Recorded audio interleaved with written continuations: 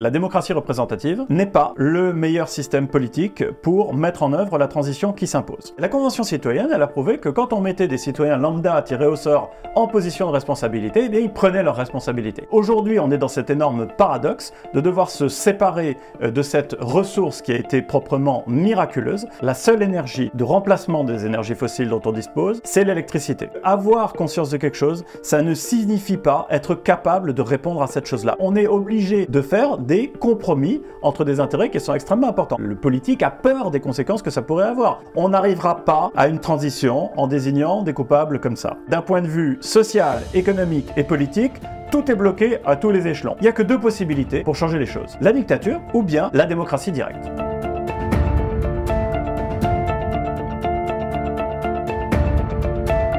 Pour lutter contre le réchauffement climatique et ses effets, faut-il instaurer une dictature écologique? Alors c'est la question que pose l'essayiste Antoine Buénaud dans ce livre « Faut-il une dictature verte ?», publié chez Flammarion. Alors j'ai le plaisir de le recevoir aujourd'hui. Bonjour Antoine Buénaud. Bonjour Bertrand Guyot. Et bienvenue chez Front Populaire.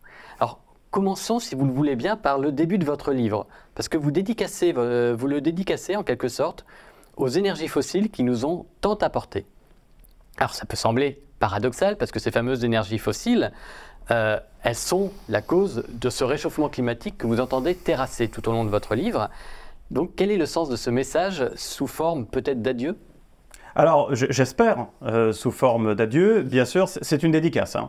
Évidemment, c'est une dédicace qui est un peu une provoque, hein, évidemment, mais ça a aussi un sens. Il ne faut pas oublier la raison pour laquelle on a exploité du charbon, du pétrole et du gaz. Il ne faut pas oublier qu'il était parfaitement rationnel de trouver ces énergies-là et de les exploiter comme on l'a fait, parce que d'un point de vue énergétique, on a énormément de mal à trouver aussi bien, et alors mieux, c'est encore plus compliqué. Et ça, c'est quelque chose qu'on a oublié aujourd'hui dans le débat sur l'environnement. On a oublié que tout ce dont on bénéficie aujourd'hui, que l'élévation extraordinaire, sans précédent, du niveau de vie d'une très grande partie de l'humanité depuis la révolution industrielle, c'est aux énergies fossiles qu'on le doit. Donc aujourd'hui, on est dans cet énorme paradoxe de devoir se séparer de cette ressource qui a été proprement miraculeuse, qui d'un point de vue énergétique est vraiment extraordinaire, parce que c'était une énergie abondante, c'était une énergie facile à trouver, facile à prélever, c'était une énergie qui était facile à stocker, facile à transporter, c'est-à-dire toutes les qualités qu'on peut attendre d'une énergie se trouvaient dans ces énergies-là. Et c'est pas du tout un hasard, c'est aussi une énergie extrêmement concentrée, donc très très forte, avec très peu de matériaux, de pouvoir dégager une grande quantité d'énergie. C'est grâce à ça, grâce à cette ressource-là, ces ressources-là, qu'on a pu effectuer de si importants progrès en un laps de temps très court, surtout à l'échelle de la vie de notre espèce. Et aujourd'hui, on n'a pas le choix, pour des raisons environnementales, on est effectivement obligé de passer à autre chose. Alors ça va pas se faire sans heurts, parce que justement, c'était des énergies fantastiques et que nous n'avons pas d'énergie équivalente aujourd'hui. Alors justement, dans les énergies de remplacement, j'en ai distingué deux dans votre livre principal. L'électricité, premièrement. Oui, oui, alors je dirais presque qu'il n'y a qu'une seule énergie de remplacement, qui est l'électricité. Pour avoir les idées extrêmement claires, mais je vous laisse continuer votre question. Je voulais juste en profiter pour aborder la question de l'hydrogène blanc, parce que c'est un passage intéressant dans votre livre, et qu'on connaît finalement, on connaît l'hydrogène classique, celui qui est produit à base d'énergie et d'électricité décarbonée ou carbonée. On connaît moins justement le fameux hydrogène blanc dont on a découvert des gisements, notamment en France. Oui. Alors, moi je suis très surpris de constater qu'il y a des révolutions très très importantes qui ont lieu aujourd'hui et qui passent longtemps inaperçues. C'est très surprenant. Alors, peut-être que je me trompe aussi quant à l'évaluation de, par exemple, cette révolution-là, qui est celle de l'hydrogène blanc. Donc on va expliciter un petit peu tout ce qui vient de se dire. La principale, je dirais presque la seule énergie de remplacement des énergies fossiles dont on dispose, c'est l'électricité. Il ne faut pas confondre une énergie et un vecteur énergétique. C'est là qu'on va entrer dans la problématique de l'hydrogène. Jusqu'ici, l'hydrogène, ce n'était pas une énergie, c'était un vecteur énergétique. Je m'explique. La différence entre une énergie et un vecteur énergétique, c'est que le vecteur énergétique est une énergie transformée. L'électricité sert à fabriquer de l'hydrogène. Jusqu'ici, en tout cas, c'était le cas. On peut fabriquer de l'hydrogène avec des ressources différentes et de manière différente, c'est-à-dire avec une électricité qui est produite différemment. On peut fabriquer de l'hydrogène avec n'importe quelle électricité, par exemple avec de l'électricité qui a été produite par une centrale à charbon, ou bien avec de l'électricité qui a été produite par une centrale à gaz, ou bien par des énergies renouvelables. Et c'est pour ça qu'on va avoir différentes couleurs de l'hydrogène. On va dire par exemple que l'hydrogène fabriqué avec de l'électricité au charbon, ça va être de l'hydrogène noir ou de l'hydrogène brun. De l'hydrogène vert va être fabriqué avec de l'électricité faite à partir d'énergies renouvelables, etc., etc. On peut aussi faire de l'hydrogène avec de l'énergie électrique produite à partir de centrales nucléaires. Bon. Or, récemment, on a découvert, contrairement à ce qu'on pensait jusque-là, que la géologie, naturellement, produit de l'hydrogène. On pensait jusqu'ici que, alors que l'hydrogène est l'élément du tableau périodique des éléments de Mendeleïev est le plus abondant de l'univers, on pensait qu'il n'y en avait pas à l'état naturel sur Terre. Eh bien, on a découvert que c'était le cas et que, naturellement, la croûte terrestre, dans certaines conditions, produit de l'hydrogène qui est exploitable, ce qui pourrait être quelque chose de très très important pour effectuer la transition énergétique qu'il faut effectuer pour réduire nos émissions de gaz à effet de serre. Ça pourrait à minima être un complément indispensable pour effectuer cette transition, si ce n'est pas en bon anglais, un game changer, c'est-à-dire un élément qui est capable de changer à lui tout seul la règle du jeu. Au moins, ça peut être très important pour solder cette transition. Donc c'est tout jeune, c'est tout récent, on s'est aperçu de ça récemment, et cet hydrogène-là, qui n'avait pas de couleur, puisqu'il n'existait pas, nous ne savions pas qu'il existait, on l'appelle l'hydrogène blanc, mais on l'appelle aussi l'hydrogène natif, parce que natif des entrailles de la Terre, ou encore plus simplement l'hydrogène naturel. Est-ce que c'est ce qu'on pourrait appeler un signe blanc de la transition énergétique? Un signe blanc, c'est un événement qu'on n'attendait pas et qui est blanc, c'est-à-dire qu'il est positif, contrairement aux signes noirs, qui sont des événements qu'on n'attend pas, qui changent tout et qui sont négatifs. C'est tout à fait possible.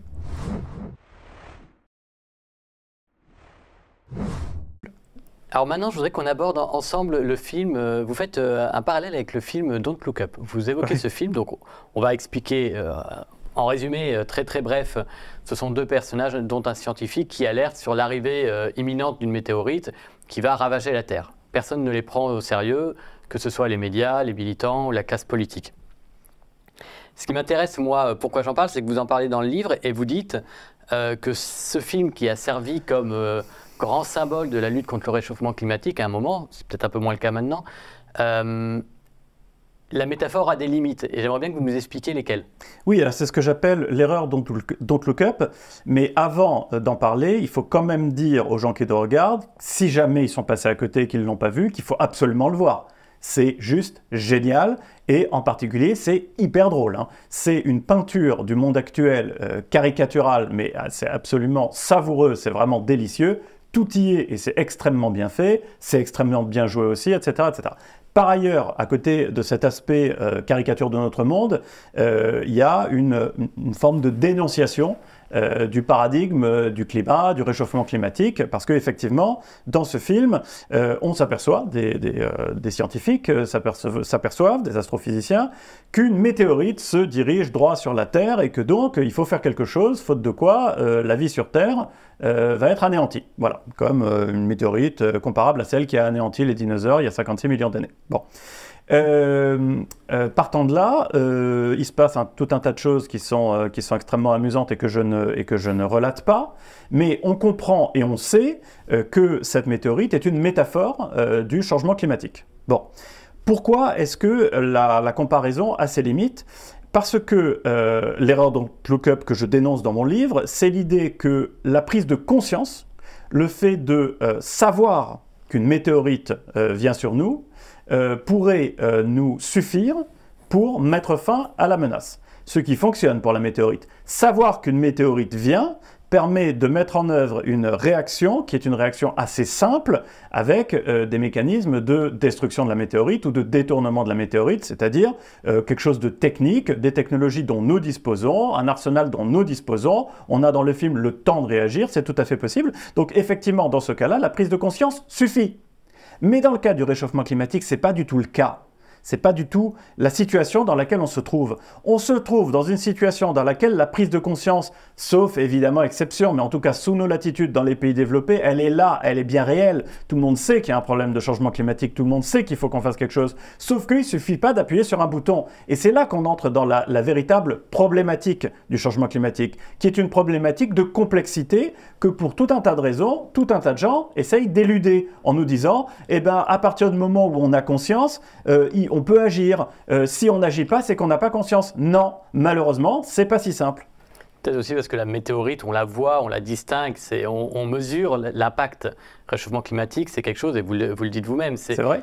C'est relativement abstrait dans ses conséquences, et la lutte contre le réchauffement climatique aura des résultats aussi compliqué à mesurer. Alors c'est vrai, mais quand vous dites ça, vous continuez d'alimenter l'idée que c'est vraiment la conscience. Vous avez raison, dans le sens où avoir conscience d'une météorite, c'est pas du tout la même chose qu'avoir conscience d'un phénomène aussi intangible, impalpable et lointain, finalement, qui paraît lointain alors qu'il ne l'est pas, qu'est le réchauffement climatique. Et moi, ce que je veux dire, c'est que avoir conscience face à cette menace-là ne suffit pas. Et Don't Look Up laisse penser que si. Et pour moi, ça, c'est une grave erreur qui a des conséquences sur la manière de penser la situation dans laquelle on est. On n'est plus au stade de la prise de conscience. La prise de conscience, elle a globalement eu lieu, elle a lieu suffisamment. Sauf que avoir conscience de quelque chose, ça ne signifie pas être capable de répondre à cette chose-là. Et là, pour moi, on est dans ce temps-là de notre histoire. Et qu'est-ce que vous pensez justement de la classe politique, militante ou médiatique qui a érigé ce film en modèle ? Est-ce que finalement, ça ne montre pas aussi qu'il y a un problème à ce niveau-là ? Ben, ça montre que globalement, il y a une incompréhension pour moi de la situation, c'est-à-dire du temps, du tempo dans lequel on se trouve. On n'est plus ça a été vrai, on n'est plus au moment de cette fameuse prise de conscience. On est après, au moment où on se rend compte qu'être conscient ne suffit pas et qu'en plus, il y a plusieurs degrés de prise de conscience. Là, aujourd'hui, on sait techniquement ce qu'il faudrait faire. Ça, c'est une prise de conscience qui est quand même importante. Il y a 3 niveaux de prise de conscience. Le premier niveau, c'est de savoir qu'il y a un danger. Le deuxième niveau, c'est de comprendre ce qu'il faudrait faire face au danger. On le sait à peu près. Le troisième niveau, c'est de comprendre l'impact de tout ce qu'on doit mettre en œuvre sur le monde. C'est-à-dire, en quoi est-ce que cette transition que j'espère on va mettre en œuvre, si on la met en œuvre, en quoi cette transition va radicalement changer nos vies d'un bout à l'autre du globe. Alors ça, pour le coup, on n'en a aucune conscience. Alors, pour changer radicalement la vie, se pose la question de comment on fait. Et c'est la question que vous posez. Elle est centrale dans votre livre, c'est faut-il une dictature ? Voilà la question.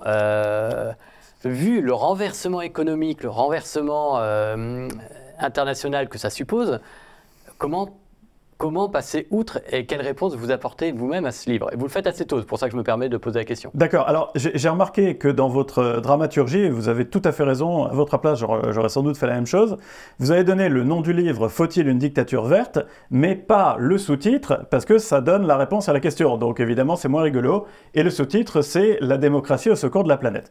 Mais maintenant je vais vous dire comment je suis arrivé à cette question. En fait cette question, elle arrive au bout d'un long raisonnement. Finalement, cette question, c'est pas la question première. Cette question, c'est celle à laquelle on arrive quand on se demande pourquoi on ne met pas en œuvre cette transition qui est indispensable, qui est vitale en fait, qui pose une question de vie et de mort pour notre civilisation et peut-être pour l'humanité, c'est un peu plus incertain, mais en tout cas pour notre civilisation, c'est sûr. Si je pars de la question politique, comme vous m'y invitez, parce que c'est tout à fait logique de partir du titre du livre, je constate que nos systèmes institutionnels, c'est-à-dire la démocratie représentative, n'est pas le meilleur système politique pour mettre en œuvre la transition qui s'impose. Pourquoi? Pour une raison très simple. C'est que ce système est absolument génial pour générer des politiques de consensus. Des politiques d'intermédiaires, c'est-à-dire des politiques de négociation, de côte mal taillée, de modus vivendi.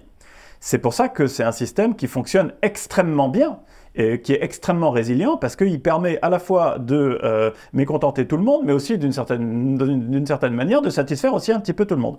La démocratie représentative, le parlementarisme, c'est l'art de fabriquer des consensus, et comme le dit François Gémen, malheureusement, l'écologie n'est pas un consensus. C'est-à-dire que pour dire les choses très simplement, s'il faut arriver à la neutralité carbone, c'est-à-dire s'il faut réduire ses émissions carbone de 100%, on ne peut pas, pour contenter tout le monde, couper la poire en deux et dire « Ah ben non, c'est pas 100%, c'est 50%. » C'est-à-dire que ça ne marche pas pour ça. Pour ce truc en particulier, on pourrait peut-être trouver d'autres domaines dans lesquels ça ne marche pas, mais en tout cas, moi, le mien, mon domaine, c'est l'écologie, et ça ne fonctionne pas. Une fois qu'on a dit ça, qu'est-ce qu'on fait? C'est toute la question politique qui nous est posée, et la question, elle est extrêmement importante.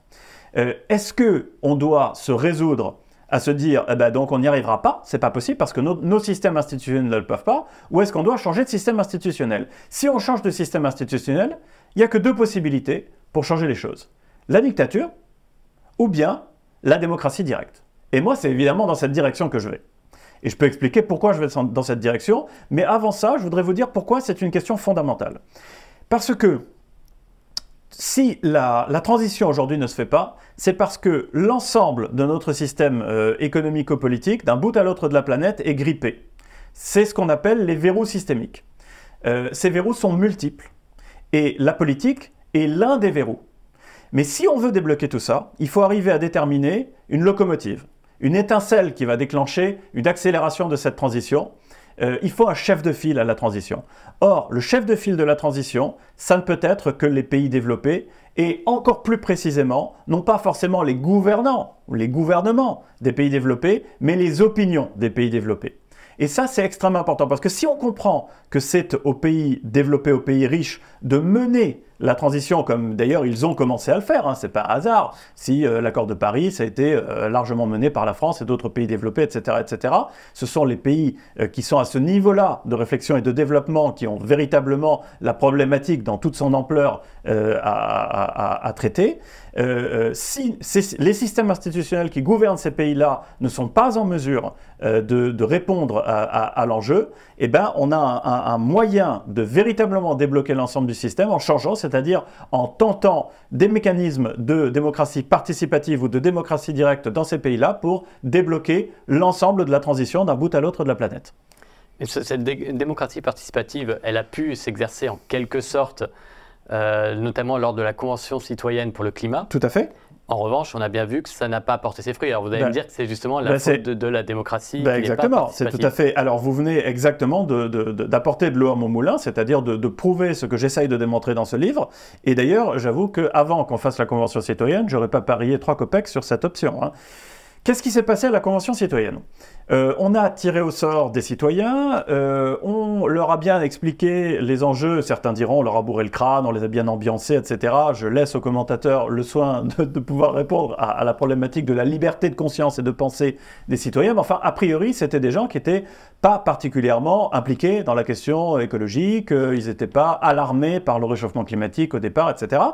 Et ces citoyens ont beaucoup travaillé sur le sujet et ils ont abouti à des propositions qui étaient le plan le plus ambitieux en matière de réduction des émissions de gaz à effet de serre français qu'on ait jamais eu entre les mains. Bon, c'est quand même déjà lourd de sens. Ça prouve finalement ce que Hans Jonas, qui est le plus grand penseur de la question écologique, avait déjà voulu expliquer depuis des décennies dans un livre qui est fondateur sur la pensée écologique, qui est le principe responsabilité. Qu'est-ce qu'il nous disait Hans Jonas?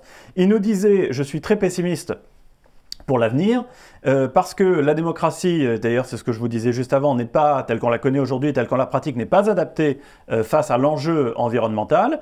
Et pourquoi? Ben parce que nous ne sommes pas, nous citoyens, en position de responsabilité. Et la Convention citoyenne, elle a prouvé que quand on mettait des citoyens lambda tirés au sort en position de responsabilité, eh bien, ils prenaient leurs responsabilités. Et ça, c'est un enseignement qui est extrêmement riche. Alors qu'est-ce qui s'est passé ensuite? Ensuite, ce qui s'est passé, c'est que face à ce plan qui était proposé par les citoyens en Convention citoyenne, eh bien, on a pris ce plan-là et on a remis ça dans le jeu classique des institutions, qui est le jeu du parlementarisme. Et qu'est-ce que les institutions ont fait? Elles ont fait ce qu'elles savent faire, ce pourquoi elles sont là. Donc c'est pour ça que je blâme pas les élus, je blâme pas les hommes, je blâme les systèmes institutionnels. Qu'est-ce que nos institutions savent faire? Elles savent faire du consensus, donc qu'est-ce qu'elles ont fait? Elles ont tout raboté. Et on est arrivé à un plan qui n'avait plus rien à voir dans la loi climat et résilience avec ce que proposaient les citoyens, parce que à partir de la démocratie directe, on est repassé dans la démocratie représentative, et la démocratie représentative, elle a fait ce qu'elle savait faire.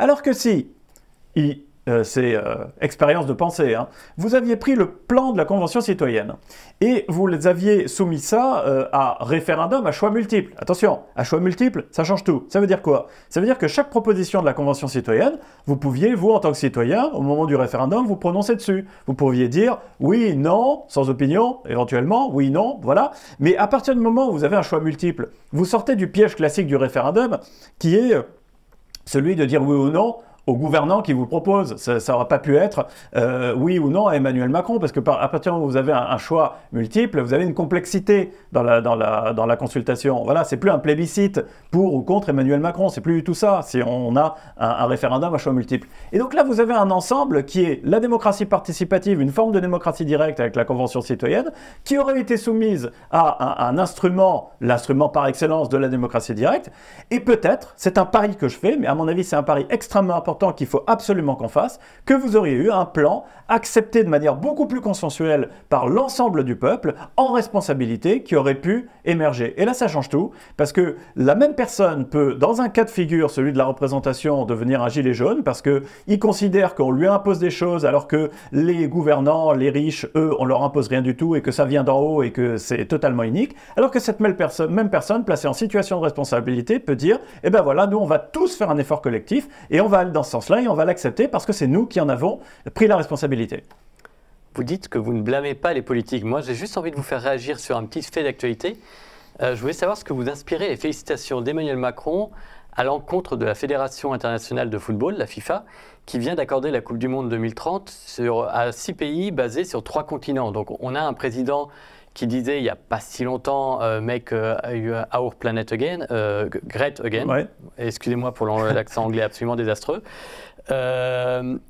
Mais normalement, un président qui se dirait écologique, comment il peut applaudir ce genre de décision?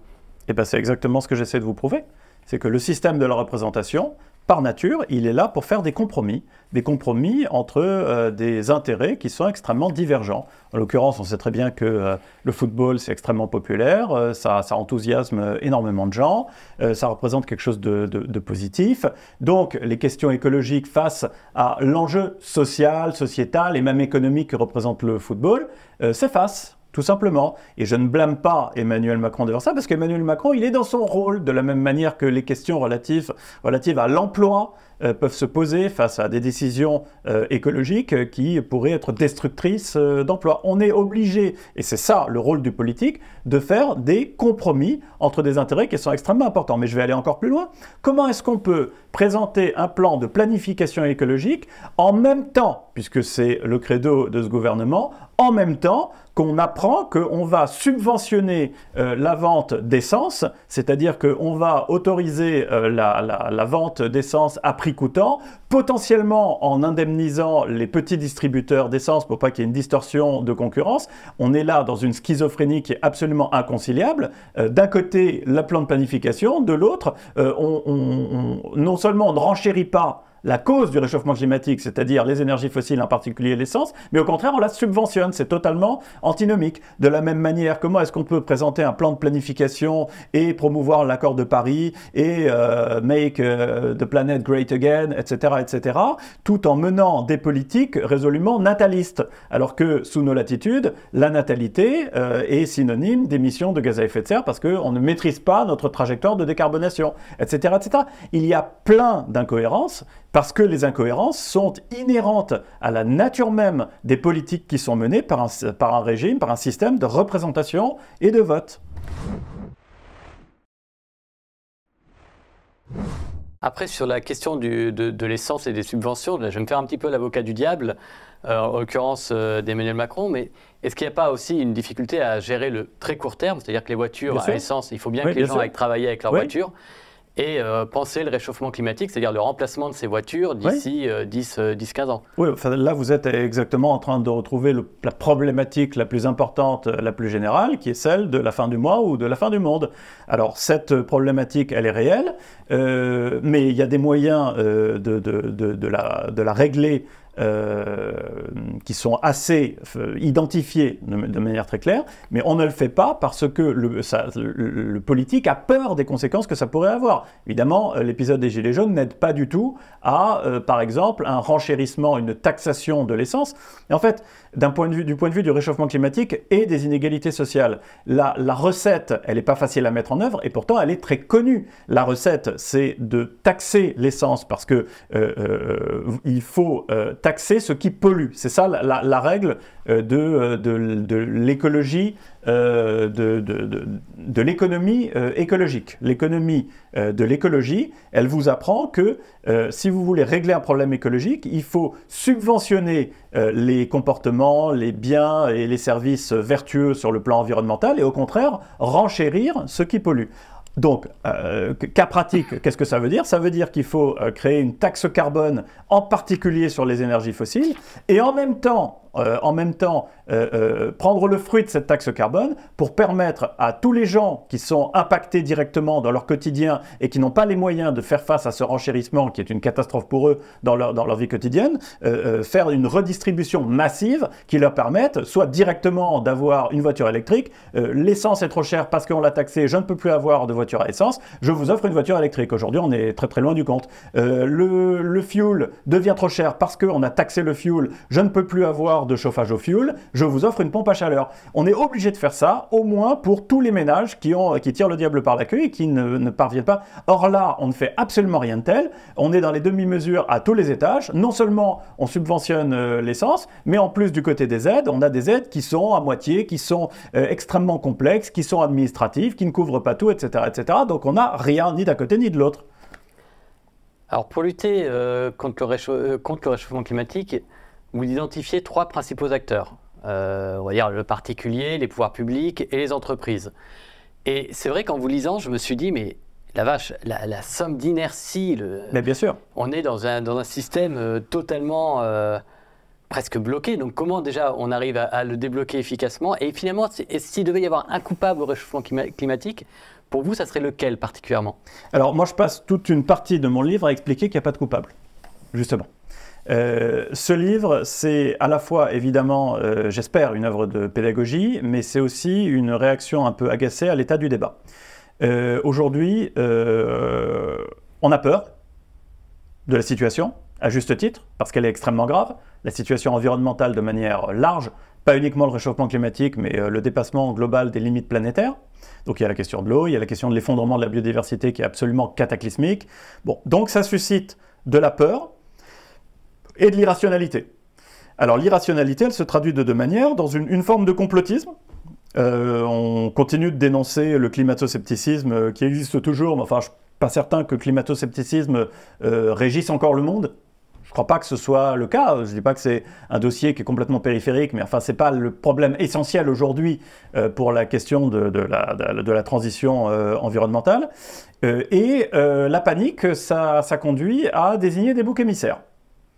Des coupables, alors les coupables différents, il y a le cerveau par exemple, le cerveau humain, c'est un coupable. Si on émet des gaz à effet de serre, si on détruit la planète, c'est parce qu'on est biologiquement déterminé pour le faire. Moi je crois que dès qu'on a cherché à expliquer les comportements humains par la biologie, on s'est planté, parce que l'homme est un être très complexe et on est capable de tous les comportements, et ça se voit dans l'histoire, vis-à-vis de la nature, on a des comportements extrêmement différents avec le même cerveau. Les riches, voilà, est-ce que les riches, ce sont les riches qui sont les fautifs, les coupables? Est-ce que ce sont les vieux, etc.? Est-ce que ce sont les hommes, comparés par opposition aux femmes, etc., etc.? On n'arrivera pas à une transition en désignant des coupables comme ça. Le problème, il est double.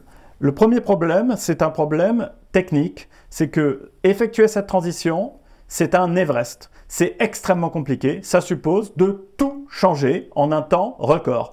Tout changer à nos modes de consommation et nos modes de production en un temps record, c'est-à-dire quelques décennies. Techniquement, c'est abominable. Premièrement, conséquence de cette réalité technique, c'est que d'un point de vue social, économique et politique, tout est bloqué à tous les échelons. Tous les échelons, vous en citiez quelques-uns, c'est-à-dire autant à l'échelon du particulier, de la personne, c'est très difficile. de réduire son impact environnemental à l'échelle individuelle.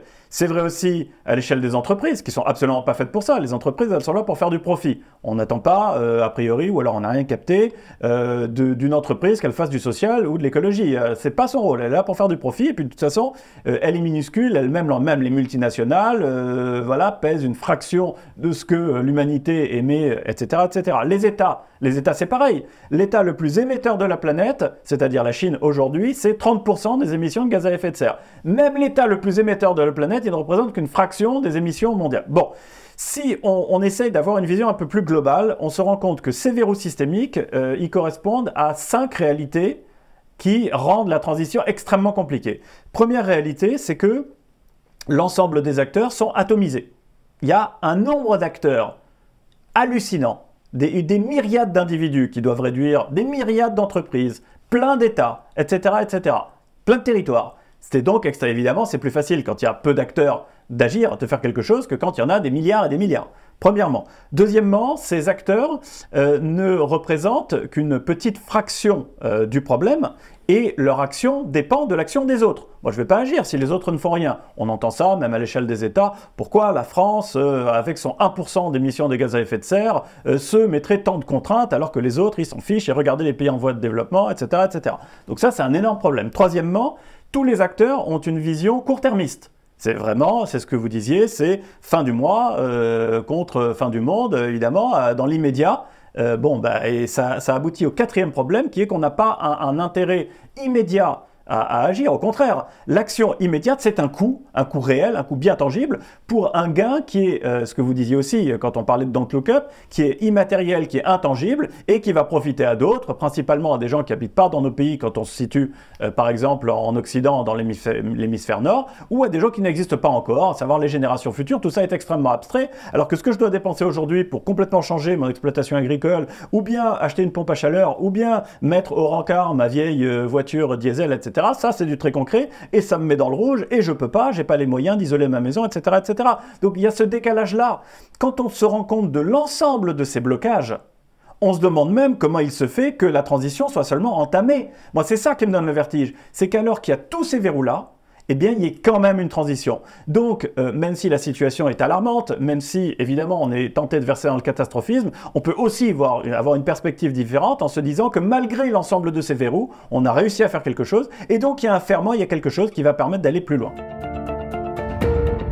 Les règles du libre-échange doivent changer. Sans les mécanismes de marché, on n'arrivera absolument jamais à mettre en œuvre la transition. La décroissance, même d'un point de vue écologique, n'est pas une bonne idée. Il n'y aura pas la même acceptabilité sociale si ça passe par un référendum ou par une convention citoyenne, plutôt que si c'est fait de manière technocratique par un ministère et annoncé un jour par un ministre ou le président de la République. Pour vous, donc, la liberté est compatible avec une lutte radicale contre le réchauffement climatique? Ces limitations sont ponctuelles et relatives. L'intérêt politique d'un gouvernant, c'est d'être réélu. Et donc, c'est là que les opinions publiques peuvent avoir un poids extrêmement fort et un rôle à jouer. Il faut subventionner les comportements, les biens et les services vertueux sur le plan environnemental et au contraire renchérir ceux qui polluent. La crise environnementale va tabasser les possibilités de croissance économique, mais la transition environnementale aussi.